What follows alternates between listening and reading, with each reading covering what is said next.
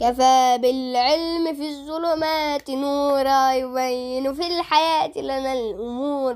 أبناء المدارس إن نفسي تؤمل فيكم الأمل الكبير. ستكتسب البلاد بكم علوا إذا وجدت لها منكم نصيرا.